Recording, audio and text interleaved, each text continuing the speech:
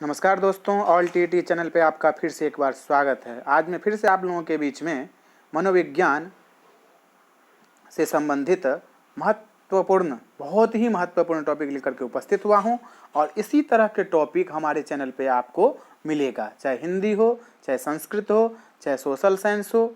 आप इस चैनल को सब्सक्राइब करें और लाइक करें और दोस्तों में से शेयर करना बिल्कुल ना भूलें, क्योंकि यहाँ से आपको टीईटी की तैयारी के लिए बहुत ही अच्छा नोट्स मिलेगा। तो चलिए आगे बढ़ते हैं।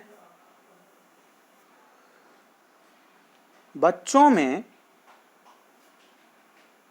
सोचने एवं सीखने की प्रवृत्ति किस प्रकार से आती है? सोचना एक उच्च प्रकार की मानसिक प्रक्रिया है जो ज्ञान को संगठित करने में एक महत्वपूर्ण भूमिका निभाती है। इस मानसिक प्रक्रिया में बहुधा स्मृति, प्रत्यक्षीकरण, अनुमान, कल्पना आदि मानसिक प्रक्रियाएं भी सम्मिलित होती हैं। एक बालक के समक्ष हमेशा अनेक वस्तुएं, समस्याएं, दृश्य, परिदृश्य आदि दृष्टिगोचर होती हैं तथा बालक उन समस्याओं, वस्तुओं, दृश्य, परिदृश्यों आदि के विषय में चिंतन करता रहता है। यह चिंतन अनुभवजन्य होता है। इसी तरह से हम इस टॉपिक को पढ़ेंगे और आप समझने की कोशिश करेंगे। जो भी यहाँ से प्रश्न बनेगा उसे आप अपने माइंड में रखेंगे। बच्चों में सोचना एवं सीखना, सोचना एवं ये यहाँ पर मैंने अभी आपको बताया ही है कि एक उच्च प्रकार की मानसिक प्रक्रिया है जो ज्ञान को संगठित करने में एक महत्वपूर्ण भूमिका निभाती है। इस मानसिक प्रक्रिया में बहुधा स्मृति, प्रत्यक्षीकरण, अनुमान, कल्पना आदि मानसिक प्रक्रियाएं भी सम्मिलित हैं। एक बालक के समक्ष हमेशा अनेक वस्तुएं, समस्याएं, दृश्य, परिदृश्य आदि दृष्टिगोचर होती हैं तथा बालक उन समस्याओं, वस्तुओं, परिदृश्यों आदि के विषय में चिंतन करता रहता है। यह चिंतन जो है वो अनुभवजन्य होते हैं। आगे है आपका कि बालक में सोचने की प्रक्रिया का विकास निश्चित क्रम में होता है। कौन सी क्रम में होता है? तो निश्चित क्रम में। बालकों में सोचने की प्रक्रिया, बालकों में सोचने की प्रक्रिया के निम्नलिखित प्रकार हैं। पहला है आपका प्रत्यक्षीकरण के आधार पर सोचना। कैसे सोचता है प्रत्यक्षीकरण में? बालक अपने चारों ओर के भौतिक एवं मनोवैज्ञानिक वातावरण में जिन वस्तुओं और परिस्थितियों को देखता है या प्रत्यक्षीकरण करता है, उसके आधार पर वह अपने ज्ञान का संचय कर अपनी सोच का विकास करता है। कल्पना, कल्पना के आधार पर सोचना।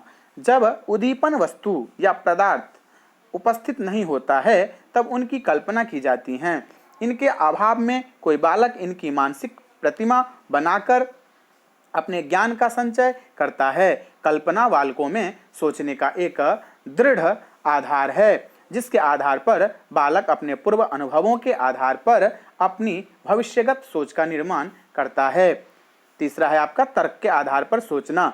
इस प्रकार की सोच का विकास किसी बालक में भाषा संप्रेषण के आधार पर होता है। यह सबसे उच्च प्रकार की सोच है। कौन सा? भाषा संप्रेषण जो है वह सबसे उच्च प्रकार की सोच है। इसे आप बिल्कुल भी नहीं भूलेंगे। चौथा है आपका अनुभव के आधार पर सोचना। अनुभव के आधार पर कैसे सोचता है? बालक अपने पूर्व अनुभवों के आधार पर अपनी नवीन सोच का विकास करते हैं। इस प्रकार की सोच का विकास बच्चों में स्थायी ज्ञान प्राप्ति का सर्वोत्तम साधन माना जाता है। पांचवा है आपका रुचि और जिज्ञासा के आधार पर सोचना। कुछ बालक अपनी रुचियों और जिज्ञासाओं के आधार पर अपनी सोच का सृजन करते हैं। शिक्षक तथा अभिभावकों को चाहिए कि वह बालकों में नई नई रुचियों और जिज्ञासा को पैदा करें, जिससे कि बच्चों में सोचने की प्रक्रिया की गति तीव्र हो सके। अगला है आपका बालक विद्यालय प्रदर्शन में सफलता प्राप्त करने में कैसे और क्यों असफल हो जाते हैं, इसके बारे में भी हम जान लेते हैं। देखिए, विद्यालय का परिवेश कैसा होता है? विद्यालय का परिवेश काफी हद तक विद्यार्थियों की सफलता एवं असफलता को प्रभावित करता है। इस बात को बिल्कुल ध्यान रखना है, क्योंकि आप शिक्षक बनने जा रहे हैं। विद्यालय का वातावरण बाल केंद्रित होना चाहिए तथा विद्यालय की सभी व्यवस्था के केंद्र में बालकों को होना चाहिए। सबसे क्या कहा? बीच में हमें किसको रखना है? तो बालकों को। साथ ही विद्यालय का वातावरण जनतांत्रिक आदर्शों, मौलिकता, स्वतंत्र चिंतन तथा सृजन पर आधारित होना चाहिए। शिक्षक एवं शिक्षार्थियों दोनों को पढ़ाई के प्रति अभिप्रेरित होना चाहिए तथा विद्यालय का वातावरण शांत एवं भय मुक्त होना चाहिए। अगर इन व्यवस्थाओं में कमियां उत्पन्न होगी तो इसका नकारात्मक प्रभाव बच्चों के परिणाम पर पड़ेगा। इसे आप बिल्कुल भी ध्यान रखेंगे, इसको बिल्कुल ही नहीं भूलना है। जो मैं आपको बता रहा हूं यहीं से प्रश्न बनता है, आप ध्यान से देखिए।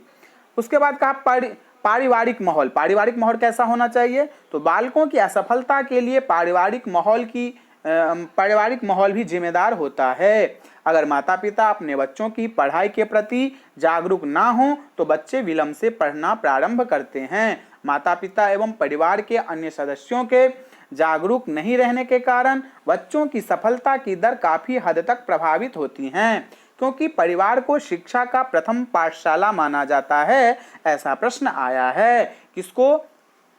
शिक्षा का प्रथम पाठशाला कौन सा है? तो परिवार। उसके बाद तीसरा है अभ्यास का अभाव। बच्चे पढ़ाई के दौरान अपने पाठ्यक्रम का उचित तरीके से अभ्यास नहीं करते हैं। इसके परिणाम स्वरूप वे सीखी हुई विषयों को भूलने लगते हैं। चौथा है आपका अभिरुचि एवं जिज्ञासा की कमी। कैसे आ जाती है अभिरुचि और जिज्ञासा में, उसके बारे में भी हम जान लेते हैं। देखिए, बहुत ही महत्वपूर्ण टॉपिक लेकर के उपस्थित हुआ हूं। विद्यालय स्तर पर अध्ययन के दौरान प्रायः यह देखा जाता है कि बालकों में पढ़ाई के प्रति अभिरुचि एवं जिज्ञासा का अभाव दिखता है, जिसके कारण बच्चे पढ़ाई के प्रति संवेदनशील नहीं हो पाते तथा जब उनकी उपलब्धियों का मूल्यांकन होता है तो वे पिछड़ जाते हैं तथा वे असफल हो जाते हैं। अब देखिए, पांचवा है स्वास्थ्य। ये भी बहुत महत्वपूर्ण है। पठन पाठन के लिए बालकों को शारीरिक एवं मानसिक रूप से स्वस्थ रहना अति आवश्यक है। स्वास्थ्य ठीक ना होने के कारण बालक पढ़ाई पर ध्यान केंद्रित नहीं कर पाते हैं। अस्वस्थ वातावरण में उसकी शैक्षिक विकास धीमा, परिणाम स्वरूप वे असफल हो जाते हैं। छठा है आपका कक्षा वर्ग का वातावरण। जो क्लास की वातावरण है वो कैसे होनी चाहिए? विद्यालय स्तर पर अध्ययन के दौरान कक्षा का माहौल प्रतिस्पर्धात्मक, मतलब आपस में एक दूसरे को मिलान एवं अनुशासनात्मक होना चाहिए। यह तभी संभव होगा जब शिक्षक एवं शिक्षार्थी दोनों अपने अपने कार्यों के प्रति जवाबदेह हों। कक्षा का अनुपयुक्त परिवेश भी बालकों के कमजोर प्रदर्शन के लिए जिम्मेदार होता है। तो आपको स्कूल में जब आप जाएंगे तो बच्चों के साथ में हिल मिल के सभी कार्यों को करेंगे। सातवां है आपका शिक्षण विधियां एवं युक्तियां। छात्रों के प्रदर्शन एवं उपलब्धियों पर उचित शिक्षण विधि एवं युक्ति का गहरा प्रभाव पड़ता है। अध्यापक यदि अध्यापन के दौरान नवीन तरीकों का प्रयोग करते हैं तो बच्चे की पढ़ाई के प्रति जागरूक होंगे। बच्चे क्या होंगे? पढ़ाई के प्रति जागरूक होंगे। यदि पढ़ाने की परंपरागत विधि अर्थात रटंत प्रणाली पर शिक्षक जोर देंगे तो इसका नकारात्मक प्रभाव बालकों के परीक्षा पर पड़ेगा। हमें बालकों से रटवाना नहीं है, बल्कि उनसे हमें क्या करना है? उन्हें हमें समझाना है और समझाने के बाद उनको आगे करना है। इसी तरह के महत्वपूर्ण टॉपिक लेकर के मैं आप लोगों के बीच में उपस्थित होता रहूंगा। साथ में शिक्षक बहाली का भी टॉपिक हमारे पास में है।